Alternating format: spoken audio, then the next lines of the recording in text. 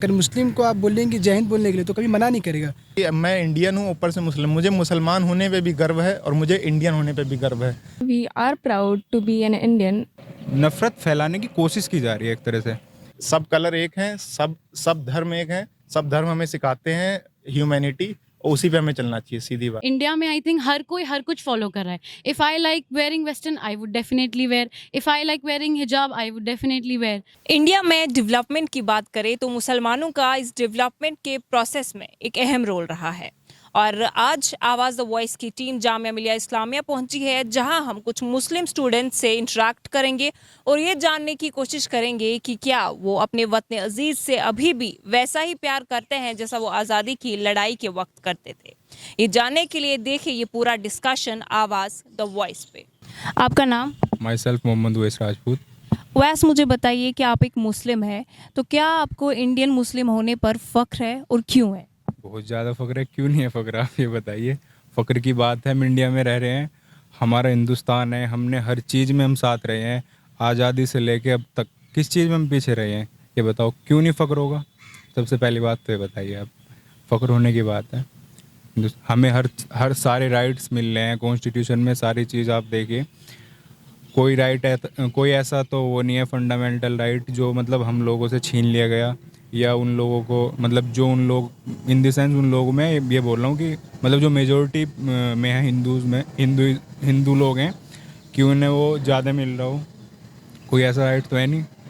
या ये तो सिर्फ एक नफ़रत फैलाई जा रही है देश में। नफ़रत कुछ नहीं है, कहीं नहीं है, आप नफ़रत फैलाने की कोशिश की जा रही है एक तरह से।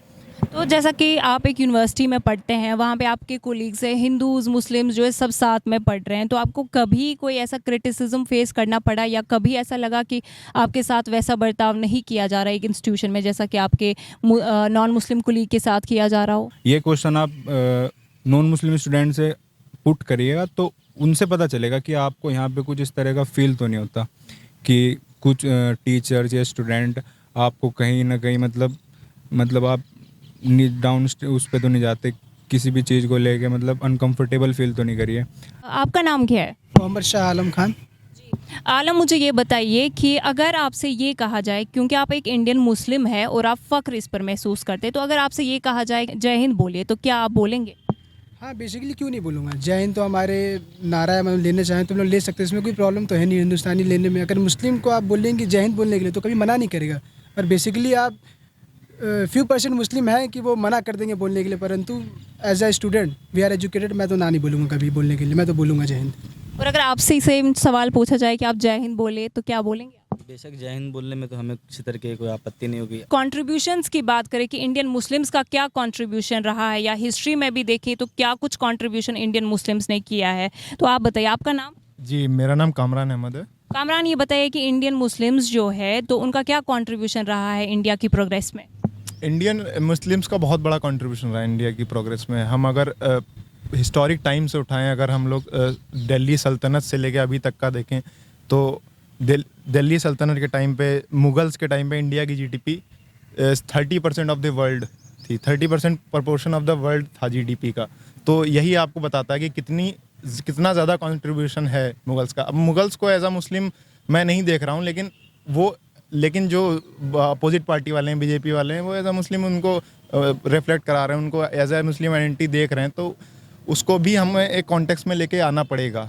उसके बाद हम देखें फ्रीडम स्ट्रगल में इतने बड़े बड़े हमारे जो हैं स्वतंत्रता सेनानी हुए, जिन्होंने इतनी लड़ाइयाँ लड़ी, मौलाना मोहम्मद अली जौहर हो गए, जाकिर हुसैन हो गए और खान अब्दुल गफ्फार खान हो गए, जिनका बहुत बड़ा रोल रहा है फ्रीडम स्ट्रगल के बाद हम देख रहे हैं हमारे मिसाइल मैन हैं एपीजे अब्दुल कलाम। हमारा जो बॉलीवुड है वो शाहरुख खान के नाम से जाना जाता है। तो ये सिर्फ इंडियन मुस्लिम्स ही हैं जिन्होंने इंडिया की image on a global level एकदम शोकेस कर रखी है। तो मैं नहीं मानता कि इंडियन मुस्लिम्स का कोई रोल नहीं है। इंडियन मुस्लिम्स का बहुत बड़ा रोल है इंडिया जब का। नेशनलिज्म की बात आती है तो आपको एज एन इंडियन मुस्लिम अगर सामने लाया जाए और कहा जाए क्या आप प्राउड फील करते हैं बीइंग एन इंडियन मुस्लिम, तो क्या जवाब रहेगा? जी बिल्कुल, हम प्राउड फील करते हैं, क्यों नहीं करेंगे। हम प्राउड फील करते हैं कि मैं इंडियन हूँ, ऊपर से मुस्लिम, मुझे मुसलमान होने पे भी गर्व है और मुझे इंडियन होने पे भी गर्व है। मैं एक हाथ में अपनी मुसलमानियत लेके चल रहा हूँ, एक हाथ में अपनी भारतीयता लेके चल रहा हूँ। तो दोनों चीज़ें साथ साथ चलेंगी ना। ऐसा तो है नहीं कि अगर मैं मुसलमान बोलूँ कि मैं सिर्फ मुसलमान हूँ तो वो चीज़ अच्छी नहीं लगेगी। अगर इंडियन हूँ तो दोनों चीज़ें साथ में चलती हैं। और जो मुझे देश ने दिया है बचपन से लेकर आज तक, तो ऑब्वियसली मुझे गर्व होगा और मुझे गर्व है और रहेगा। आपका नाम? जुनेद राजपूत। जी जुनैद, मुझे ये बताइए कि देखिए, अगर हम इंडियन कल्चर की बात करते हैं, ट्रेडिशन की बात करते हैं, तो कहीं ना कहीं इंडिया में मुस्लिम और हिंदूज जो है, इनका जो ट्रेडिशन है काफ़ी मिक्सअप रहा है। तो अगर हम बात करेंगे बिरयानी की, तो काफ़ी बार ऐसे डिबेट रहा है कि क्या बिरयानी हिंदू है या मुस्लिम है। तो कुछ लोग जो है कुजीन को भी डिवाइड कर रहे हैं। ये तो सिर्फ एक राजनीतिक मुद्दा है, हमारे देश में बांटा गया है। देखो, एक जो ग्रीन कलर है उसको मुस्लिम कलर दे दिया गया है, रेड कलर जो हमारा ये भगवा कलर उसको एक हिंदू कलर दे दिया गया है। अब ये तो एकदम बिल्कुल बेसलेस क्लेम है। अभी ये सब पेड़ हैं, ये ग्रीन है, तो मैं कह दूंगा कि ये जो ग्रीन कलर हैं सारे मुसलमान हो गए। क्या इसमें हिंदुओं का कोई फ़ायदा नहीं है? बिल्कुल फ़ायदा है। और भगवा कलर है, भगवा कलर सैफरॉन भगवा कलर की होती है भाई। जो खाने में मसाले पड़ते हैं कई सारे भगवा कलर के होते हैं। कहते वो मसाले सिर्फ हिंदू खाएंगे, मुसलमान एक भी नहीं खाएगा? ये तो फिर एकदम बिल्कुल जिनके अंदर दिमाग नहीं है वो लोग ये बोलते हैं, वरना तो फिर सब कलर एक हैं, सब धर्म एक हैं, सब धर्म हमें सिखाते हैं ह्यूमैनिटी, और उसी पे हमें चलना चाहिए, सीधी बात। चाहे कुरान हो, गीता हो, बाइबल हो, किसी भी किताब उठा के देख लीजिए आप, किसी में भी कहीं लिखा है नफरत फैलानी है वो करनी। बल्कि मेरे दोस्त हैं, मेरे ज़्यादातर नॉन मुस्लिम दोस्त ही हैं, मतलब उधर की side.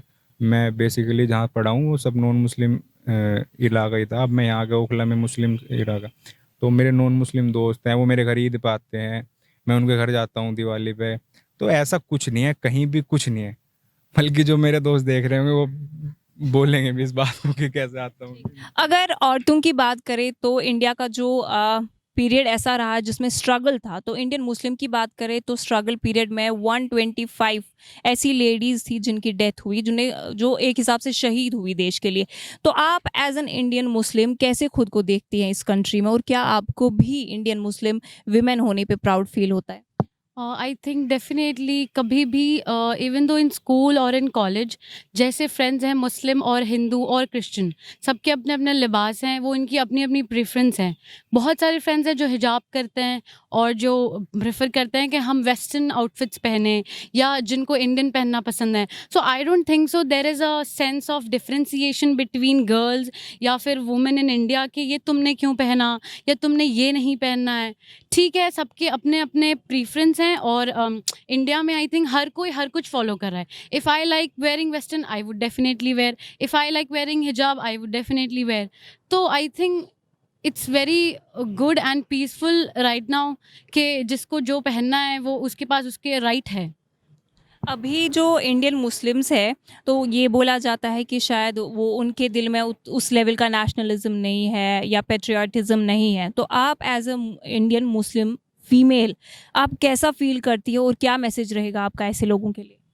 No, it is definitely not the thing because मुस्लिम हम हैं, और ऐसा कुछ नहीं है कि हम ऐसा फील करते हैं कि हमें प्राउड नहीं होना चाहिए। We are proud to be an Indian, और इट्स जस्ट दैट कि ऐसा कुछ डिफ्रेंशिएट तो होता ही नहीं है, बिकॉज हमें भी उतनी अपॉर्चुनिटी मिल रही है जितनी हिंदूज़ को मिल रही है। ठीक है, वी आर ऑल्सो, हम उतना ही पढ़ रहे हैं जितना वो पढ़ रहे हैं। इट इज़ नॉट कि हमें कम पढ़ाया जा रहा है या फिर हिंदू ज़्यादा पढ़ रहे हैं या फिर वट एवर जॉब अपॉर्चुनिटीज़ हो या कुछ भी हो। We are proud to be an Indian, and it is not कि हमारे बीच में कोई ऐसा डिस्क्रिमिनेशन हो रहा है या कुछ भी। याद दैट्स इट। तो आने वाले वक्त में आप इंडियन मुस्लिम्स का क्या रोल? जी, एक कुर्सी के 4 पिलर्स होते हैं, 3 मैं कहता हूँ 4 पिलर होते हैं। चारों पिलर में से अगर एक भी पिलर चला जाएगा तो कुर्सी खड़ी नहीं हो पाएगी। इंडियन मुस्लिम उनमें से एक पिलर है। अगर इंडियन मुस्लिम एक पिलर उसका हटा दिया जाएगा ना, तो वो कुर्सी खड़ी नहीं हो पाएगी। वो कुर्सी है भारत। मैं न्यूज़ देख रहा था भाई, मुझे बहुत दुख हुआ, वो लड़की उसको चाकू मारे किसी ने, मुझे इतना दुख हुआ, कसम से बहुत दुख हुआ। लेकिन आप देखें ना, जो मेन मुद्दे होते हैं ना, वहीं आप रेसलर्स को देखिए, न्यूज़ वाले कहीं हाईलाइट किया? नहीं, तो नहीं करते, नहीं, बस वो दिखाया ऊपर से। मतलब और मुद्दे भी हैं, हर एक चीज़ को दिखाओ बराबर तरीके से। अगर आप एक बात बताओ, जब सारी चीज़ न्यूज़ पे आप नफ़रत वाली दिखाओगे, सारी चीज़ नफ़रत ही दिखाओगे, तो कहाँ से देश में मोहब्बत पैदा होगी?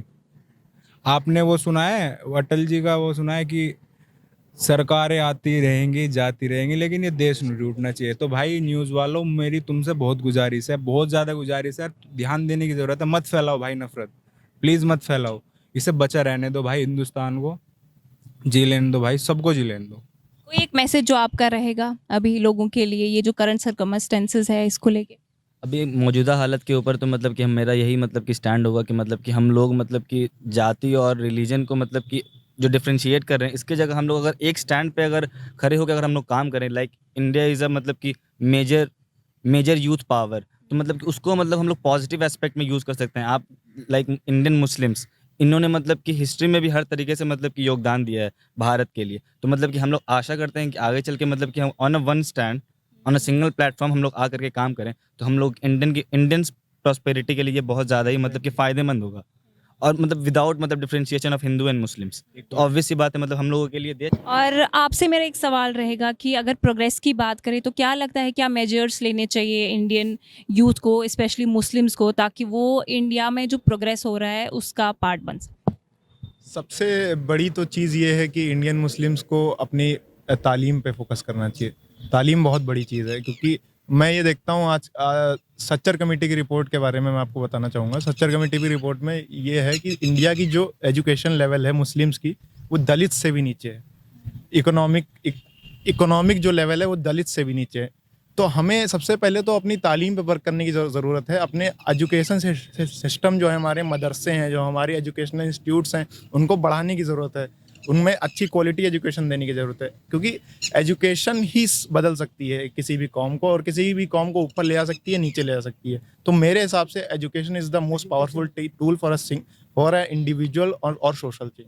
मदरसे की आपने बात की, तो मदरसे में मोस्टली ऐसा होता है कि जैसे कुरान या इस्लामिक एजुकेशन प्रोवाइड की जाती है, तो कई लोगों का ये कहना है कि मुसलमान जो है उनको किसी मतलब जैसे कंप्यूटर क्लासेस है, ये सारी इंफॉर्मेशन को प्रोवाइड नहीं कराई जाती है। तो क्या लगता है, क्या इकदाम उठाने चाहिए इस चीज़ को? मेरे हिसाब से बहुत बड़ा मिसकंसेप्शन है कि मदरसे में जो आपकी और दीनी एजुकेशन के अलावा जो आपकी साइंस है, इंग्लिश है और कंप्यूटर है, इन सबको नहीं पढ़ाया जाता। ये पढ़ाया जाता है, बिल्कुल पढ़ाया जाता है।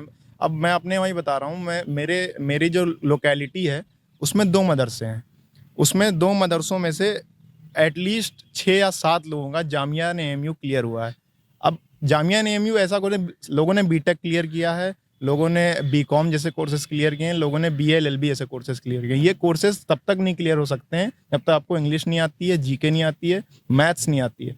अगर उनको मदरसे में वो चीज़ें नहीं पढ़ाई जा रही होती तो वो कभी क्लियर नहीं कर पाते। तो ये बहुत बड़ा मिसकंसेप्शन है। और छोटे मोटे मदरसे जो होते हैं उसमें मैं मानता हूँ कि ये चीज़ें हैं और इन चीज़ों पर बदलाव होना चाहिए, लेकिन जो बड़े इस्टेब्लिश मदरसे हैं वहाँ पे ये सब पढ़ाई होती है और वहाँ से भी बच्चे तरक्की करते हैं, यूपीएससी तक के एग्ज़ाम निकालते हैं। और आप ये डिफरेंशिएट नहीं कर सकते कि मदरसे में जो लोग हैं वो वेस्टर्न एजुकेशन हासिल नहीं कर सकते हैं। वो ऐसा भी है, कुछ मदरसे ऐसे भी हैं जो वेस्टर्न एजुकेशन मतलब कि जो मौजूदा हालत में जो बच्चे एक वेस्टर्न एजुकेशन स्कूल में तालीम हासिल कर रहे हैं और एक मदरसे में तालीम हासिल कर रहे हैं, ऐसा ये नहीं है कि सिर्फ और सिर्फ वही प्रॉस्पेरिटी हासिल करें।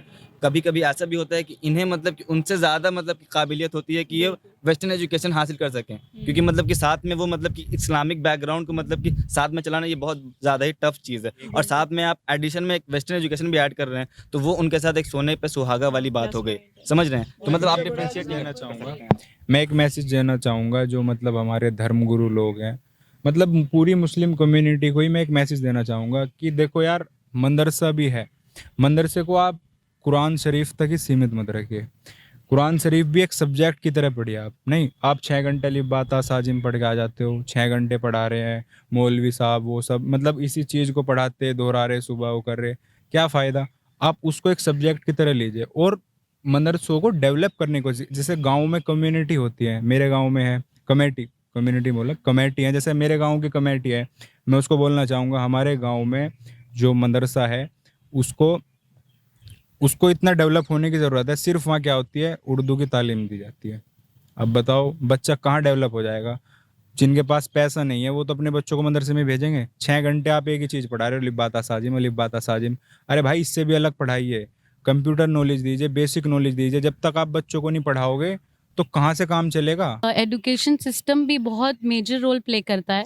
जैसे जामिया एक ऐसी यूनिवर्सिटी है जहाँ पे फॉर मदरसा स्टूडेंट्स एक कैटेगरी है जहाँ पे कट ऑफ गिरा देते हैं क्योंकि उनको अकाउंटेबल उतना समझा है, उनको समझा है कि भाई उन्होंने बहुत प्रॉब्लम्स फेस किया है, तो उनके लिए थोड़ा सा ईज़ कर सकते हैं। सो आई थिंक बहुत सारी ऐसी यूनिवर्सिटीज़ हैं जिनको ये ध्यान रखना चाहिए और एजुकेशन सिस्टम को भी इस पे सोचना चाहिए कि जो बच्चे विलेज या रिमोट एरिया से आ रहे हैं उनको भी अपॉर्चुनिटी मिलनी चाहिए। उनके लिए एक आई थिंक रिजर्वेशन होना चाहिए, लाइक फॉर एवरी दलित और ओबीसी के लिए होता है, वैसे I think for Madrasa students भी कुछ सोचा जा सकता है और सोचना चाहिए है। हमने कुछ बच्चों से बात की जो कि मुस्लिम कम्युनिटी से बिलोंग करते हैं। ये प्रोग्रेस चाहते हैं, ये चाहते हैं कि देश आगे बढ़े, और सबसे बड़ी बात जो ये चाहते हैं कि ये एक साथ हिंदू मुस्लिम जो है मिलकर देश को आगे बढ़ाना चाहते हैं।